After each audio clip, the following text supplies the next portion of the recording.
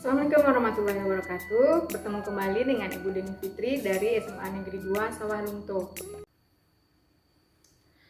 Oke, pada pertemuan kali ini kita akan membahas tentang penyelesaian masalah kontekstual yang berkaitan dengan persamaan dan ketidaksamaan nilai mutlak. Untuk kompetensi dasarnya, KD 3.1 adalah menginterpretasi persamaan dan ketidaksamaan nilai mutlak dari bentuk linier satu variabel dengan persamaan dan ketidaksamaan linier aljabar lainnya. Dan KD 4.1 menyelesaikan masalah yang berkaitan dengan persamaan dan ketidaksamaan nilai mutlak dari bentuk linier satu variabel. Nah, tujuan pembelajarannya menyelesaikan masalah kontekstual yang berkaitan dengan persamaan dan ketidaksamaan nilai mutlak dari bentuk linier satu variabel. Masalah yang pertama, ini ada gambar orang berlari. Waktu yang dibutuhkan sekelompok atlet dalam menempuh 1 mil adalah 9 menit. Catatan waktu lari atlet bisa lebih cepat atau lebih lambat 1 menit dari waktu rata-rata. Berapakah waktu tercepat dan waktu terlama yang ditempuh sekelompok atlet tersebut? Nah, kita misalkan dulu catatan waktu lari atlet itu adalah X. Lalu kita buat model matematikanya. Jadi tadi jarak tempuhnya adalah 9, jadi nilai mutlak dari X kurang 9. Dan bisa lebih lambat atau lebih cepat 1 menit, jadi nilai model matematikanya adalah nilai mutlak X kurang 9 sama dengan 1. Nah, kita ingat kembali definisi dari penyelesaian persamaan nilai mutlak. Jika nilai mutlak fx sama dengan p itu besar sama 0, maka fx itu sama dengan p atau fx sama dengan min p. Sehingga kalau nilai mutlak x kurang 9 sama dengan 1, maka penyelesaiannya adalah x kurang 9 sama dengan 1 atau x kurang 9 sama dengan min 1. Sehingga untuk x kurang 9 sama dengan 1, kita bisa membuatkan x sama dengan 1 tambah 9 sehingga x sama dengan 10. Dan untuk X kurang 9 sama dengan min 1, X sama dengan min 1 tambah 9, sehingga X sama dengan 8.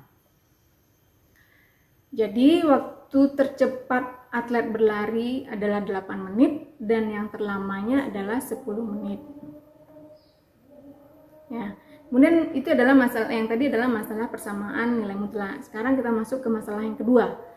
Ini adalah gambar tegangan listrik. Ya, tahukah Anda tegangan normal yang didistribusikan PLN ke rumah-rumah itu adalah 220 volt. Akan tetapi tegangan nyata di rumah-rumah ditoleransi boleh berbeda paling besar 11 volt dari tegangan normal 220 volt tersebut. Berapakah tegangan nyata di rumah-rumah yang masih bisa ditoleransi oleh PLN?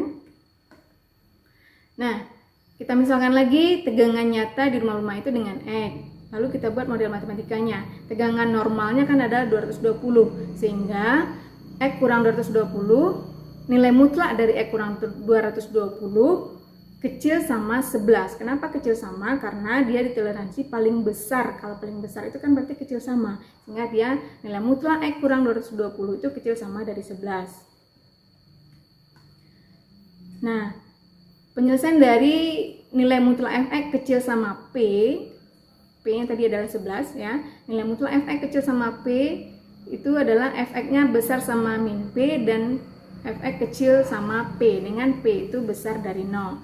Sehingga nilai mutlak X kurang 220 kecil sama 10 itu sama dengan X kurang 220 besar dari sama min 11 dan kecil sama 11.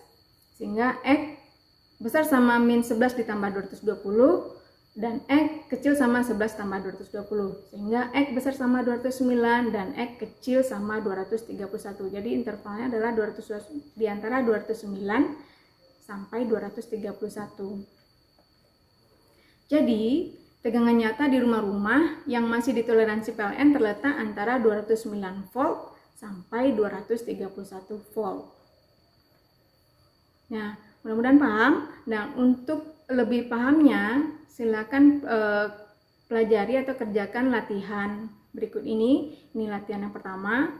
Suhu rata-rata bulan lalu adalah 40 derajat, suhu sebenarnya bisa 10 derajat lebih panas atau lebih dingin. Modelkan situasi ini dengan persamaan nilai mutlak. Gunakan persamaan ini untuk menentukan suhu terpanas dan suhu terdingin. Jadi ini merupakan merupakan permasalahan persamaan nilai mutlak.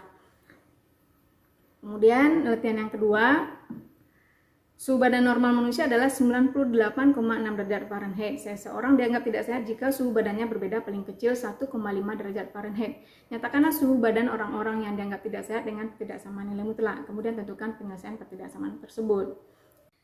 Oke, semoga latihan yang tadi dapat Anda kerjakan dan dapat Anda pahami. Dan apa yang disampaikan kali ini itu bermanfaat. Sampai jumpa di pertemuan berikutnya. Assalamualaikum warahmatullahi wabarakatuh.